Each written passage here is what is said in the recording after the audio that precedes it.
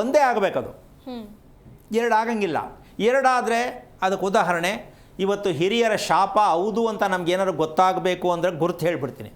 ಹಿರಿಯರ ಶಾಪ ನಮ್ಮ ಕುಟುಂಬದ ಮೇಲೆ ಇದೆ ಅಂತ ನೀವು ತಿಳ್ಕೊಳ್ಳೇಬೇಕು ಅನ್ನೋದಾದರೆ ಇದರಲ್ಲಿ 3 ಆಪ್ಷನ್ ಇದೆ.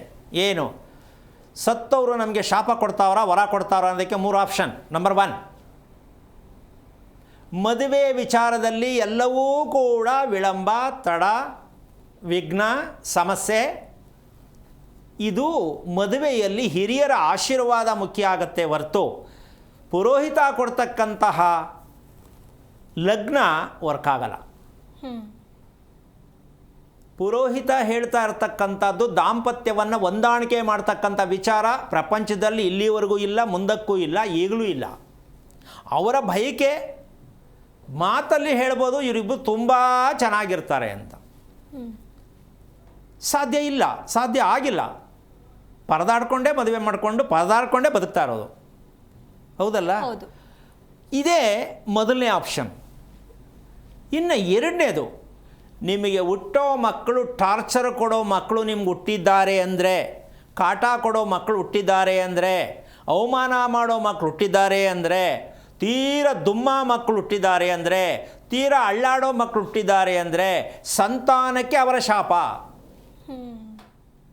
ಎಲ್ರಿಗೂ ಮಕ್ಕಳು ಚೆನ್ನಾಗಿ ಹುಡ್ತಾರೆ ಅಂತ ಅಂದ್ಕೊಂಡಿದ್ಯಮ್ಮ ಅಲ್ವಾ?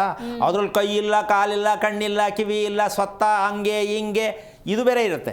ಸೊ ಹಾಗಿದ್ದ ಮೇಲೆ ಇದು ಎರಡನೇ ಭಾಗ. ಹಿರಿಯರ ಶಾಪ ಹೌದಾ ಇಲ್ವಾ ಅಂತ ನೀವು ಡಿಸೈಡ್ ಮಾಡ್ಕೋಬೇಕಂದ್ರೆ ಯಾರೋ ಎಲ್ಲೋ ಕೇಳದೆ ಅಂತಲ್ಲ. ಮೊದಲನೇದು, ಗಂಡ ಹೆಂಡತಿ ಚೆನ್ನಾಗಿದ್ದೀರಾ? ಇಲ್ಲ. ಹುಟ್ಟಿರೋ ಮಗು ಹೇಗೆ? ಗೊತ್ತಿಲ್ಲ. ಏನಾಗುತ್ತೋ ಗೊತ್ತಿಲ್ಲ, ಈಗಲೇ ಕಾಟ. ಇನ್ನು ಮೂರನೇದು, ವಿಟಮಿನ್ ಎಂ, ಫೈನಾನ್ಸ್. ಇದಕ್ಕೆ ಬೇಡ್ಕೊಂಡೇ ಬದುಕು ಅಂತ ಹೇಳಿ ಹಿರಿಯರು ಶಾಪ ಹಾಕ್ತಾರೆ. ನಿನಗೆಲ್ಲೂ ಒಂದು ಕಡೆ ನಿಲ್ಲಂಗಿಲ್ಲ, ಒಂದು ಕಡೆ ಸಂಪಾದನೆ ಮಾಡೋಂಗಿಲ್ಲ. ನಿನ್ನಲ್ಲಿ ಏನೇ ವಿದ್ಯೆ ಇದ್ದರೂ, ಎಷ್ಟೇ ಶಕ್ತಿ ಇದ್ದರೂ, ಏನೇ ಇದ್ದರೂ ನೀನು ಅಲೆಮಾರಿಯಂಗೆ ಇನ್ನೊಬ್ಬರ ಹತ್ರ ಕೈಕಟ್ಟೆ ಕೊಟ್ಕೊಂಡು ಕೊಟ್ಟದ್ದನ್ನು ಈಸ್ಕೊಂಡೇ ಬದುಕಬೇಕು. ಈ 3 ಸತ್ಯ ಹಿರಿಯರ ಶಾಪವೇ ಹೌದು. ಈ 3 ಎಲ್ಲಿಲ್ಲ? ಎಲ್ಲರ ಮನೆಯಲ್ಲೂ ಇದೆ, ಕೆಲವ್ರ ಮನೇಲಿ ಅಂತ ಇಟ್ಕೋಣ, ಹೌದಾ? ಆದರೆ ದುಡ್ಡಿರ್ಬೋದು, ಚೆನ್ನಾಗಿರೋ ಮಕ್ಕಳಿಲ್ಲ.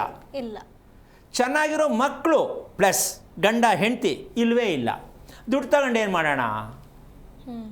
ದುಡ್ಡು ಬೇಕು, ಬೇಡ ಅಂತ ನಾನು ಹೇಳ್ತಾ ಇಲ್ಲ. ಆದರೆ ಇದಿದ್ರೆ ಅದಿಲ್ಲ, ಅದಿದ್ರೆ ಇದಿಲ್ಲ, ಹೌದಾ? ಇದು ಪರದಾಡ್ತಾ ಇದ್ದೀವಿ ತಾನೇ? ಇದು ಹಿರಿಯರು ಕೊಟ್ಟಿರುವ ನಿಮಗೆ ಪೂರ್ಣವಾಗಿರುವಂಥ ಶಾಪ.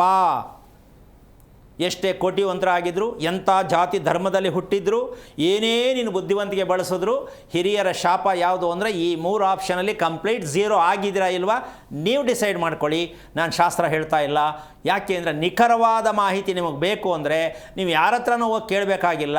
ನಿಮ್ಮ ಮಗು ಕಾಟ ಕೊಡ್ತಾ ಇದೆ ತಿಳ್ಕೊಳ್ಳಿ, ನಂಗೆ ದುಡ್ಡು ಸಿಗ್ತಾ ಇಲ್ಲ, ಎಷ್ಟು ಮಾಡಿದ್ರು ಮೇಂಟೈನ್ ಆಗ್ತಾ ಇಲ್ಲ ತಿಳ್ಕೊಳ್ಳಿ, ಗಂಡ ಹೆಂಡತಿ ನೆಮ್ಮದಿಯಾಗಿ ಬದುಕಲಿಲ್ಲ ತಿಳ್ಕೊಳ್ಳಿ. ಇವು 3 ಸೇರಿ ಹಿರಿಯರಿಂದ ಬರ್ತಾ ಇರ್ತಕ್ಕಂತಹ ನಿಮಗೆ ಸಿಗ್ತಾ ಇರ್ತಕ್ಕಂಥ ಗಿಫ್ಟ್, ಅನುಭವಿಸುವ ಗಿಫ್ಟ್. ಯಾಕೆ ನಮಗೆ ನಾವೇನು ಮಾಡಿದ್ದು ಅವರಿಗೆ ಒಳ್ಳೆ ಸರಿಯಲ್ಲ, ನೀವು ಹಿಂಗೆ ಹೇಳ್ಬಿಟ್ರೆ ಹೆಂಗೆ ಗುರುಗಳೇ? ಅವರೆಲ್ಲ ಬುದ್ಧಿ ಬೇಡವಾ ಅವರಿಗೆ? ಚಿಕ್ಕವ್ರಿಗೆ ಆಶೀರ್ವಾದ ಮಾಡೋದು ಬಿಟ್ಬಿಟ್ಟು ಶಾಪ ಯಾಕೆ ಹಾಕ್ತಾರೆ?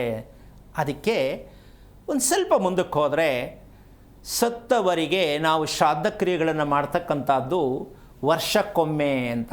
ಸತ್ತವರಿಗೆ ವರ್ಷ ಅಂತಕ್ಕಂಥದ್ದು ನಮಗೊಂದು ವರ್ಷ ಆದರೆ ಸತ್ತವರಿಗೆ 1 ದಿನ, ಸತ್ತವರಿಗೆ 1 ದಿನ, ನಮಗೆ 1 ವರ್ಷ. ಅಂದರೆ ನಾವು ವರ್ಷಕ್ಕೊಂದ್ಸಲ ಅವರಿಗೆ ಆಹಾರವನ್ನು ತಲುಪಿಸದೇ ಇದ್ದ ಕಾರಣ ಅವರು ಪ್ರತಿದಿನ ಅವ್ರಿಗೆ ಆಹಾರ ತಲುಪಿಸ್ಬೇಕು ನಾವು. ಅಂದರೆ ಅವ್ರು 1 ದಿನ, ನಮ್ಗೆ 1 ವರ್ಷ, ಹೌದಾ? ನಾವು ವರ್ಷಕ್ಕೊಂದ್ಸಲ ಕರೆಕ್ಟಾಗಿ ಆಹಾರ ತಲುಪಿಸಿದ್ರೆ ಅವ್ರಿಗೆ ಪ್ರತಿದಿನ ಊಟ ಸಿಗುತ್ತೆ. ಅವರು ನಿಮಗೆ ನನ್ನ ಮಕ್ಕಳು ಮೊಮ್ಮಕ್ಕಳು ಚೆನ್ನಾಗಿರಲಿ ಅಂತ ನಿಮಗೆ ಆಶೀರ್ವಾದ ವರವನ್ನು ಕೊಡುತ್ತಾರೆ. ನೀವು ಆಕೆ ಕೈ ಇಲ್ವಲ್ಲ, ನೀವು ಏನಿದ್ರು ಎಡೆ ಹಾಕ್ಕೊಂಡೆ ಬದುಕ್ತಾ ಇದ್ದೀರಲ್ಲ, ಅದೇ ತಾನೇ ಮಾಡ್ತಾ ಇರೋದು. ಎಡೆ ಹಾಕೋರಿಗೆ ಅವ್ರಿಗೆ ಊಟ ಎಲ್ಲಿ ಕೊಟ್ರಿ? ನಿಮ್ಮ ಅನುಕೂಲ. ತಾರಸಿ ಮೇಲೆ ಹಾಕ್ತೀವಿ ಸ್ವಾಮಿ, ಬಕೆಟಲ್ಲಿ ಹಾಕ್ತೀವಿ, ಡಸ್ಟ್ಬಿನ್ನಲ್ಲಿ ಹಾಕ್ತೀವಿ, ಕೆರೆ ಒಳಗೆ ಬಿಡ್ತೀವಿ, ಅನುಭವಿಸಿ. ಯಾಕೆಂದರೆ ನಮ್ಗೆ ಹೋಗೋಕ್ಕಾಗಲ್ಲ ಸ್ವಾಮಿ, ಹೋಗೋಕ್ಕಾಗಲ್ಲ. ಈಗ ನೋಡಿ, ಅದು ಬಂದ್ಬಿಟ್ರೆ ಅಂದರೆ ಮಹಾಲಯ ಪಕ್ಷ ಅಂದರೆ ಟ್ಯಾಂಕಿ ಎಲ್ಲರೂ ಅದೇ ಹೇಳೋದು, ಶಾಂಕಿ ಟ್ಯಾಂಕಿ ಹಾಕ್ಬಿಡಪ್ಪ ಕೆರೆಗೆ. ತಗೊಂಡು ಕೆರೆಗೆ ಹಾಕಿದ್ದೆ, ಮುಗೀತು ಅವ್ರ ಅಧ್ಯಾಯ, ಕೊನೆ ಮುಗೀತು.